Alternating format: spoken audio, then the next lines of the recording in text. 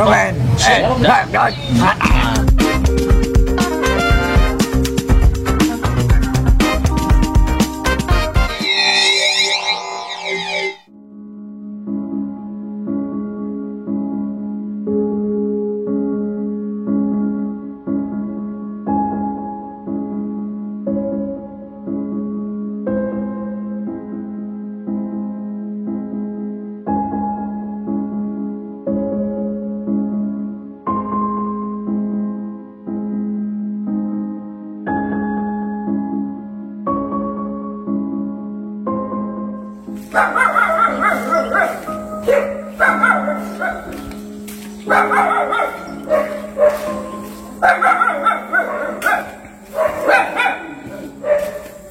Shalom, selamat pagi. Ya, shalom.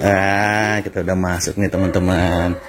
Wah, ini yang kita obrolin tadi ya teman-temannya di depan. Apa kabar hari ini, Kak? Iya, kita duduk dulu. Wah, sedang apa ini, Kak? Saya dari depan ke belakang.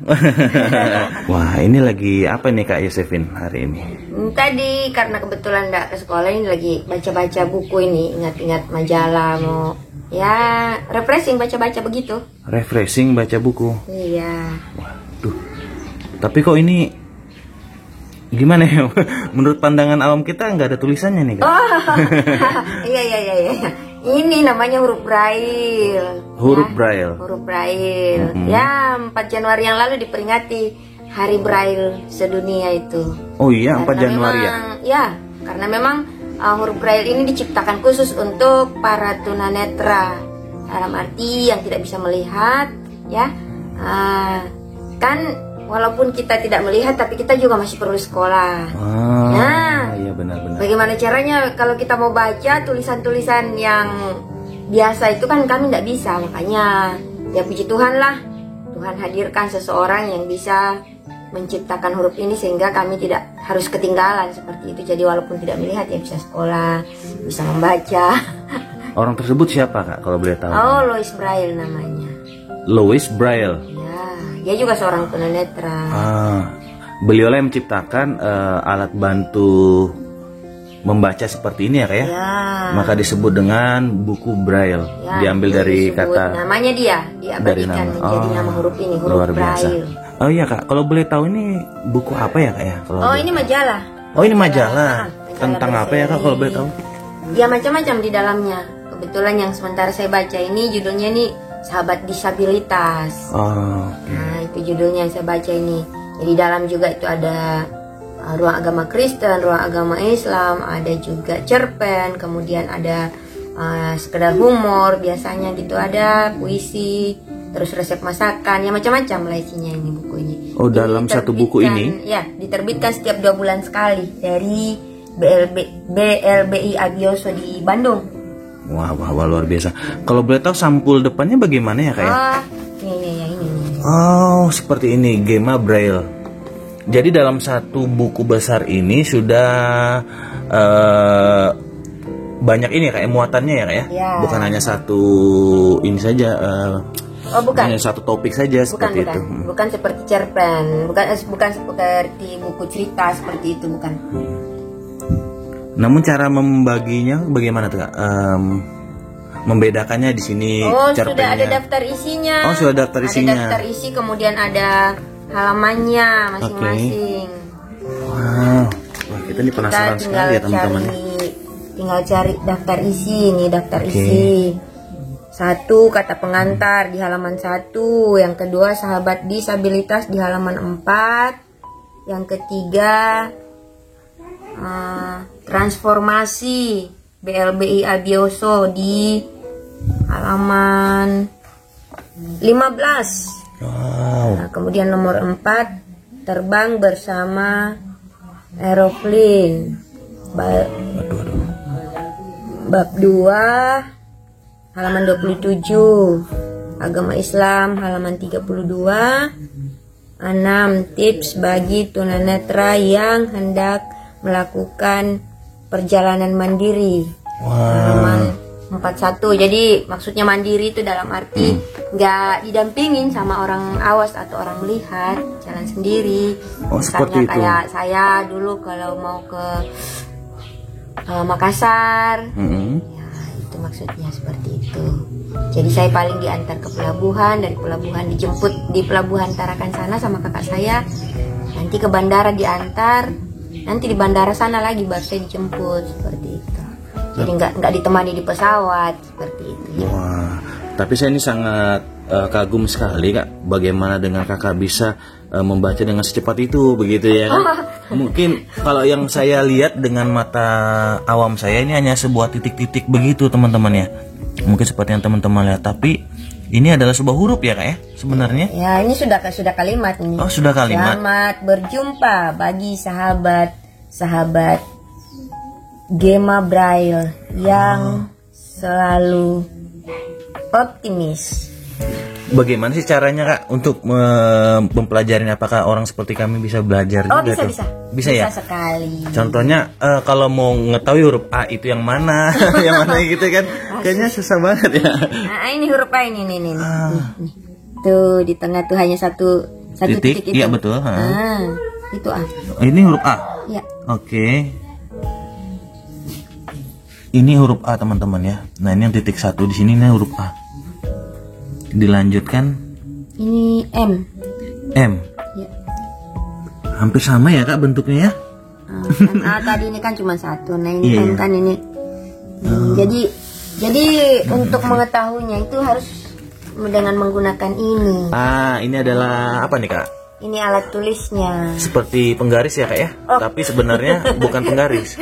Di dalam sinilah kotak-kotaknya itu itu dari sini dalam setiap kotak ini kan ada 6 titik. Iya. Nah, dalam setiap 6 titik itulah diciptakan huruf. Jadi ini rumus ceritanya. Jadi teman-teman, ini adalah alat bantu untuk menulis dan ini memang sudah sangat komplit sekali kayak dengan satu lonjor begini sudah komplit sekali gitu lah. Ya, maksudnya sudah lengkap itu sudah lengkap, A ya? sampai Z sudah A sampai ada Z sudah di sini semua ya. Kemudian tanda-tanda bacanya sekalian. Kan yang penting 6 huruf ini 6 titik ini kita hafal seperti itu. 6 titik itu harus kita hafal ya? Iya. Wah boleh deh. Nah, kita mau coba ini deh. Saya juga mau belajar ini bagaimana cara menulis dengan menggunakan alat ini ya Kak ya. Disebut apa namanya nih? Oh ini Riglet. Riglet. Ya ada pasangannya namanya stylus atau pen. Stylus atau pen. Yang mana ya? Ini ya. Mohon. Ya benar. Ini. Ini namanya pen ya Kak? Ya. Pennya seperti jarum ya bentuknya. Iya, jadi ini pulpen tapi tidak pernah habis tintanya. Bisa dipakai sepanjang masa ini. Itu boleh diganti nggak itu Kak alatnya? Masih boleh ya? Ganti bisa aja. Kalau memang dia hilang ya beli lagi yang baru tapi. Oh, nggak boleh pakai alat keras lain kayak jarum gitu nggak boleh? Ini sudah dibuat memang.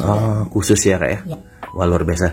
Jadi saya dan teman-teman mungkin penasaran bagaimana kita menulis menggunakan alat ini tadi ya teman-teman ya, disebut dengan pamflet. Riglet, bukan pamflet ya teman-teman ya, Riglet. Nah gini salah satu contoh. Kita pindah di meja. Kita pindah di meja. Kita belajar saatnya menulis menggunakan Riglet bersama dengan Kak Yosefin. Oke. Nah, ya boleh. Jadi cara menulisnya seperti ini teman-teman. Jadi ini dibuka ya. Oke. Terus ininya dipasang. Kemudian di sini ini harus bunyi begini ya. Sudah terkunci jadi dia tidak akan bergeser lagi. Oh ada bunyi ini. Tertek begitu ya teman-teman ya. Ini. Jadi ini sudah terpasang. Ini kan ada paku di sini.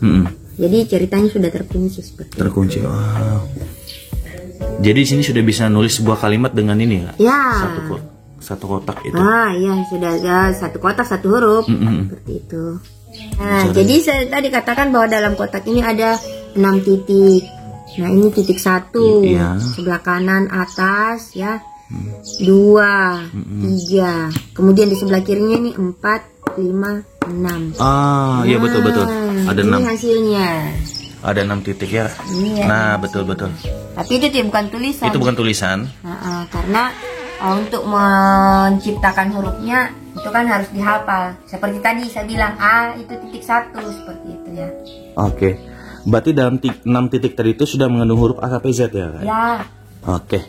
Kita lanjut ke selanjutnya ya. Saya makin penasaran nih dengan metode penulisannya. Semoga nanti saya bisa belajar ini ya, teman-teman ya.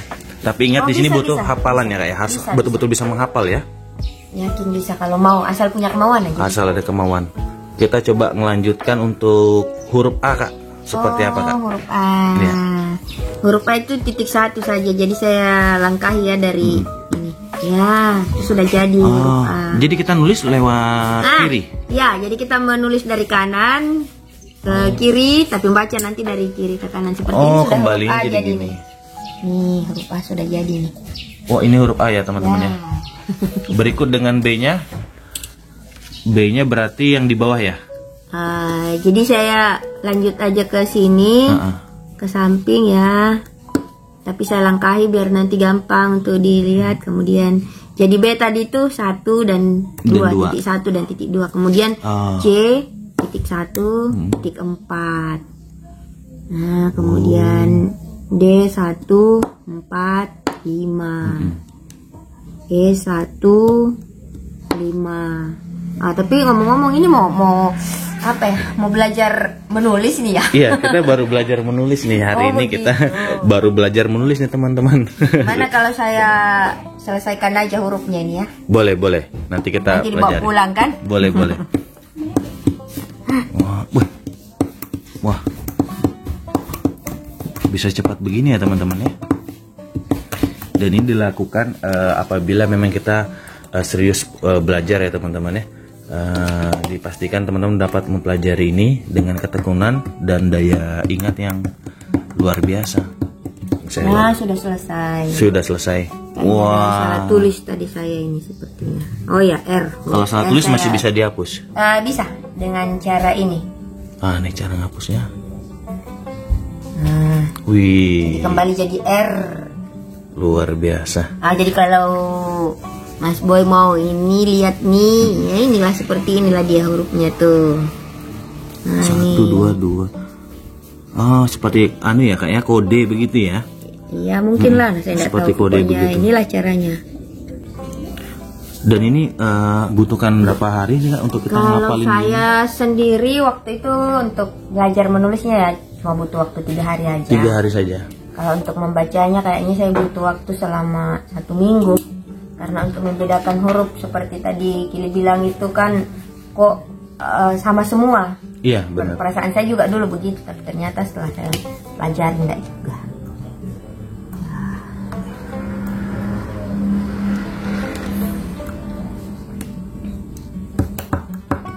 Dan untuk bentuk penulisan seperti ini, mungkin kalau teman-teman pernah ngikutin kegiatan kepramukaan, ada semacam sandi-sandi Morse seperti itu. Dan mungkin di sini hampir-hampir mirip ya, teman-teman ya. Hanya saja kita menggunakan huruf Braille. Nah, ini ada tulisan di bawah kalau Kili bisa baca itu. Ini dengan tulisannya. berpedoman dari atas ini. Oke, yang di bawah ini ya. Tapi kalau mau bisa juga dikasih huruf biasa di sini kan. Untuk mengingat. Semuanya untuk baru lihat di bawah ini kira-kira apa tulisan di bawah. Di bawah ini bentuk tulisan nih. Iya. Bentuk tulisannya. Ada kurangnya. M. Oh iya. Iya, betul. Ini apa nih? Nama orang atau? Enggak, tulisan biasa. Tulisan biasa. Ini huruf S. Huruf S. Oh iya, benar-benar. Huruf S ini ada dua titik sebelah kiri. Ya, jadi 2, 3, 4. Kemudian ini huruf E. Kemudian ini huruf L. Lalu ini A. Kemudian M. A. T. Selamat. Luar biasa. Jadi ini ada huruf S ya, teman-teman ya. 2 titik di sini. Jadi membacanya itu ya seperti sekarang di hadapan Kili. Kalau saya tadi bacanya itu terbalik, saya tadi bacanya. Cara bacanya karena saya gini. sudah hafal, jadi walaupun terbalik saya sudah bisa membacanya. Jadi saya mencoba mempelajarinya teman dengan menyentuh dan mencoba mengingatnya. Jadi ini adalah spasi nih teman-teman. Nah, ini garisnya spasinya nih. Tuh. Jadi sebuah spasi, jadi kita bisa membedakan huruf-huruf ini dengan yang ini. Wah, luar biasa sekali. Ada kesulitan lain nggak Kak sih untuk ini saat belajar pertama kali? Kalau awal belajar pertamanya kan saya baru pegang buku yang kayak tadi itu. Iya. Jadi saya langsung menyerah. Saya bilang, saya nggak bisa nih, kata saya sama kakak saya, mau pulang aja kata saya. Kata guru saya bisa, dan teman saya juga bilang bisa, saya juga dulu kayak gitu. Akhirnya ternyata bisa. Jadi untuk membedakan hurufnya agak lama. Kalau cuman untuk hafal letak-letak titiknya tadi cepat, makanya cuma 3 hari. Tapi kenapa sampai seminggu untuk belajar membacanya? Karena untuk membedakan huruf satu dan huruf lain itu agak lama. Jadi teman-teman begitu ya teman-teman, untuk mempelajari tulisan Braille ini saya rasa kita harus mendalami lebih lagi gitu untuk tulisan-tulisan seperti ini. Tapi saya yakin dengan kita belajar dan tekun, kita juga bisa akan menulis dan bisa membaca huruf-huruf Braille ini teman-teman. Luar biasa.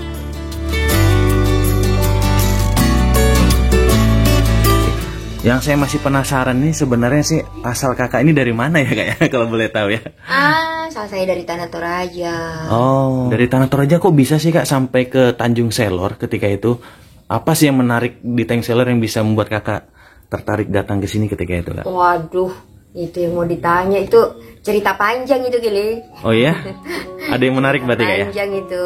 Wah, kita nih penasaran nih kak, kalau boleh cerita sedikit pengalaman kakak sih bisa pertama kali bisa ke sini dan apa yang membuat kakak tertarik bisa datang ke sini, boleh mungkin kak? Kebetulan waktu saya kuliah di STT Jeffrey, teman-teman saya banyak dari Kalimantan. Kemudian setiap akhir tahun, pertengahan tahun itu liburan semester kan sering teman-teman itu pelayanan ke Kalimantan. Saya kepingin ikut sih, tapi tidak berani menawarkan diri, dan saya juga tidak pernah ditawarin. Ya hanya tinggal keinginan saja. Terus akhir saya dalam menyelesaikan skripsi waktu itu, kebetulan ada satu hamba Tuhan dari Tarakan datang ke Makassar, pelayanan di salah satu gereja, kebetulan saya ada di situ. Bercerita tentang pelayanannya di Tarakan dan saya sangat tertarik. Tapi ya udah sampai situ aja, nggak lebih lanjut. Tapi ya ternyata ketika saya selesai kuliah, kemudian saya mencoba untuk cari pengalaman di Pulau Jawa, sempat ke Semarang, lalu ke Bandung, kemudian menetap di Malang sekitar 1,5 tahun. Akhirnya saya bertemu dengan salah seorang mahasiswa Satya Bakti yang berasal dari daerah Malinau. Kebetulan waktu itu katanya jemaat dari pendeta Franz di Tarakan. Ya akhirnya singkat cerita saya minta alamat dan saya coba hubungi, dan ya saya bisa diterima untuk bergabung dengan GSJA di Tarakan, Gereja Sidang Jemaat Allah Tarakan saat itu. Perjalanannya cukup panjang ya kak ya? Ya. Jadi bukan dari Tanah Toraja langsung ke Kalimantan, bukan. Ternyata harus melewati Pulau Jawa dulu ya? Iya. Luar biasa berputar sekali. Kalau boleh tahu keluarga di Tanah Toraja ya kak ya? Ya. Itu berapa orang bersaudara kak? 7 orang kami. Wah, 7 orang ya? Kayak Yosepin anak yang ke berapa? Bungsu. Paling kecil? Ya. Wah, kalau saya masih kecil dulu saya bingung aja. Bingung? Ya, bingung karena teman-teman sebaya saya sudah sekolah, bahkan adik-adik saya, maksudnya yang usianya di bawah saya udah sekolah, sementara saya belum. Saya kan nggak tahu kalau saya itu tidak melihat. Masalahnya saya kalau kategori ketunanetraan saya itu low vision ceritanya, jadi bisa melihat.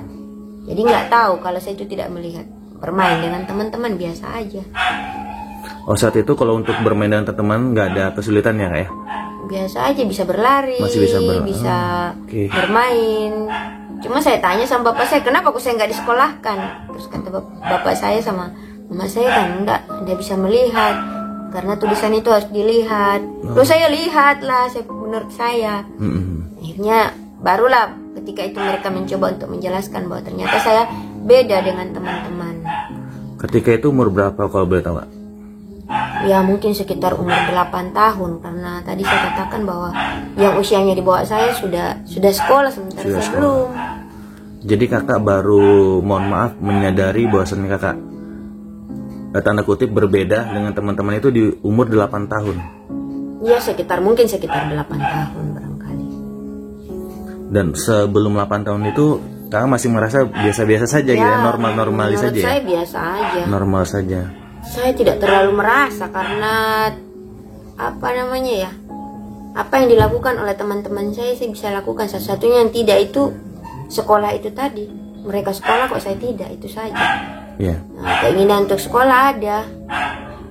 Kebetulan saya ingat sebelum umur 8 tahun itu pernah ada tamunya ibu saya itu hari yang ngomong kepada bapak mama saya, katanya anaknya disekolahin aja ke Bandung nanti kalau sudah besar. Di situ ada sekolah tunanetra. Wah, itu tertanam dalam pikiran saya. Jadi waktu saya tahu kalau ternyata saya tidak bisa sekolah, saya ingat lagi, saya bilang, ada dulu tamu ibu itu yang bilang, katanya saya ada sekolah untuk saya di Bandung, katanya. Itu berat buat mereka untuk lepas saya mau pergi sekolah itu. Ketika itu ya, Kak ya? Ya, terlalu jauh kan Tanah Toraja dengan Bandung. Benar-benar. Dalam beberapa waktu itu, apakah dari diri kakak ada pemberontakan gitu, rasa-rasa ingin, menurut aku tuh ingin sekolah, aku ingin gini? Ya, keinginan untuk sekolah selalu ada, tapi ketidakmungkinan itu memadamkan keinginan itu sampai sekitar tahun berapa itu, 80 mungkin, kakak saya punya anak yang pertama, mama saya ajak pergi untuk menengok si kecil itu. Nah di situ karena saya bosan di Makassar mau cepat-cepat pulang, kebetulan ada saya di rumah kakak saya lagi nonton Cerdas Cermat. Saya ikut-ikut menjawab, kakak saya bilang, ternyata kamu pintar, mending kamu sekolah aja. Saya bilang, aku sekolah di mana? Dia bilang di sekolah luar biasa. Nah dari situ keinginan saya untuk sekolah pada saat itu. Nah, jadi singkat ceritanya waktu itu saya tidak dikasih sekolah sama orang tua saya karena faktor jauh tadi. Nah, akhirnya oleh kakak saya itu yang sudah nyarikan sekolah tadi, akhirnya dia datang negosiasi dengan orang tua. Saya tidak tahu bagaimana ngobrolnya, akhirnya tiba-tiba bapak saya sendiri yang manggil, tanya, Vin mau sekolah nggak? Saya bilang mau pak, bapak kasih gitu. Oh boleh. Jadi hari itu juga kakak saya ngurus. Kemudian saya dibawa ke Makassar, dibawa masuk deh di sekolah saya waktu itu, Yayasan Pendidikan Tunanetra Indonesia, namanya YAPTI. YAPTI. Iya. Wah itu pengalaman sekolah, masuk sekolah pertama kalinya ya, Kak ya? Iya, kebetulan ada acara waktu itu, ada kunjungan. Jadi teman-teman saya pada menampilkan kebolehannya, ada yang berpuisi, ada yang nyanyi. Nah di situ, wah, ini nih. Mereka ini bukan tidak melihat, ini kayaknya hebat-hebat mereka ini.